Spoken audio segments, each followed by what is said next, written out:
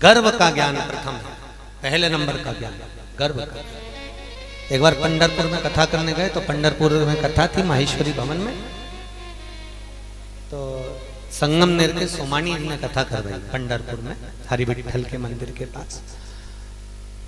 वहां एक महिला आई कि गुरुजी आप घर पधारना। मैंने कहा बहन जरूर आएंगे, समय मिला पहुंचेंगे। नहीं आप कल ही आना। हमने कहा कल आना। गए, उसने सेब कतर के रखा, सेब की प्लेट ला के रखी। एक उसका 9-1 साल का लड़का होगा, 9-10 साल का, वो प्लेट लेके भाग गया।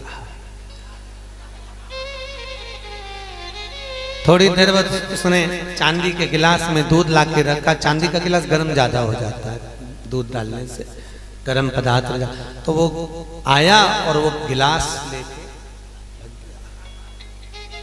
उसकी माँ को बड़ा दुख, बहुत दुखी हुई कि गुरुजी आपका अपमान हो गया।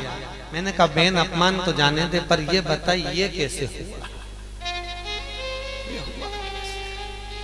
कहीं गुरुजी जैसे आप प्रवचन करने कथा करने शिव पुराण की आए हो, ऐसे एक महाराज जी हमारे गांव में प्रवचन देने भागवत करने आए थे। जब ये गर्भ में था मैंने उनसे पूछा था कि गर्भवती माता को कौन सा पाठ करना चाहिए। महाराज जी बोले सुंदर कांड पढ़ना चाहिए। जब ये गर्भ में था इतना सुंदर कांड करा गुरुजी, एक दिन में 9-9, 10-10 बार पढ़ा। ऐसी औलाद हुई गुरुजी। मैंने अब मैं क्या करूं गुरुजी? भगोनी हाथ से नहीं उठा ले, गरम की गरम भगोनी हाथ से उठा ले। ऐसी औलाद, गरम की गरम दूध पी जाए, पाइनएप्पल छिलके समेत खा जाए। गुरुजी ऐसी औलाद हुई, अब इसकी शांति का कोई उपाय बता। मैंने कहा हनुमान चालीसा रोज पढ़। हनुमान जी आ गए तेरे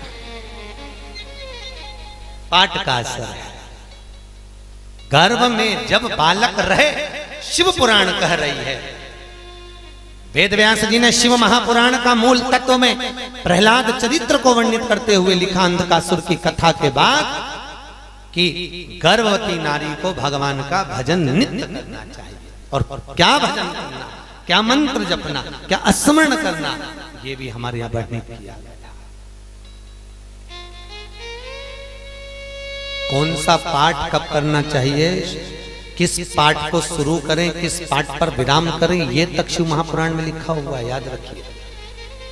आज के जमाने में लोग कहते हैं हम तो भगवान के खूब पूजन करते हैं, खूब पाठ करते हैं, सुबह 9 बजे से बैठते पाठी पाठ करते हैं 1 घंटा का, उसके बाद भी घर में शांति नहीं है। होता है काम्बी फिल्म खा लो, सिर दुखा तो काम्बी फिल्म खा ली, डिस्प्रिन खा ली, एनासिन खा ली, सारी गोलियां खा ली, तो खा लोगे उस समय तो बंद हो जाएगा, बाद में रिएक्शन कर जाएगा। पाठ कौन सा करना है, कहां करना है, क्यों लिखा शिव महापुराण में राम रक्षा स्तोत्र का पाठ करो तो उससे पहले हनुमान चालीसा पढ़ो। शिव तांडव करना है तो शिव स्तोत्र ना करिए। एक एक पाठ की गरिमा बताई गई कि कौन सा पाठ किस समय पर कौन से क्रम में कब करना चाहिए।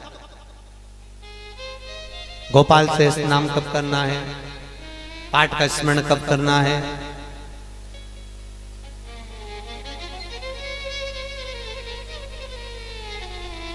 गुरु मंत्र की माला कब लेना चाहिए। पहले ले ली तो उसका कोई लाभ नहीं, इसलिए माला आखिरी में आती है। इसलिए आज भी सुमरी, आप लोग देखे सुमरी को माला जपते हो, सब जपते हो, तो सिमरनी आती है बीच में। सुमरी सिमरनी क्या बोलते हैं उसको आप लोगों की भाषा में जो भी बोलते हो। तो उस माला को डायरेक्ट नहीं जपा जाता है, जहां सुमरू आता है, जहां सुमरनी आती है, वहां से उस माला को बदल लिया जाए, माला वापिस चेंज। क्या है वो सुमरनी, क्या है वो सुमरनी जहां माला को बदला जाए? किस लिए बदलते हैं उस स्थान पर, उसी जगह पर आकर बदलने का सार तत्व क्या है?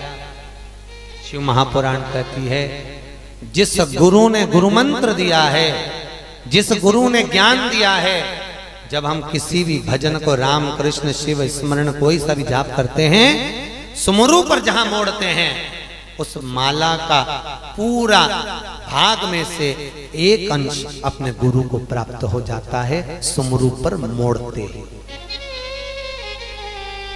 वो गुरु का मन का है। किसका मन का है? अपने गुरु।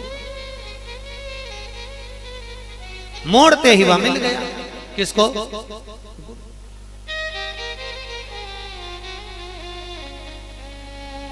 अब लोग इतने चतुर हो गए कि आजकल गुरु को देना नहीं चाहते, इसलिए वो माला को छोड़ के बटना लिया है।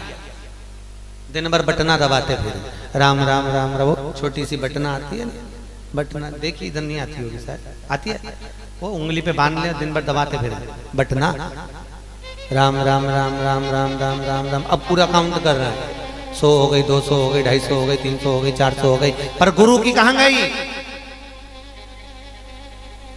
गायब।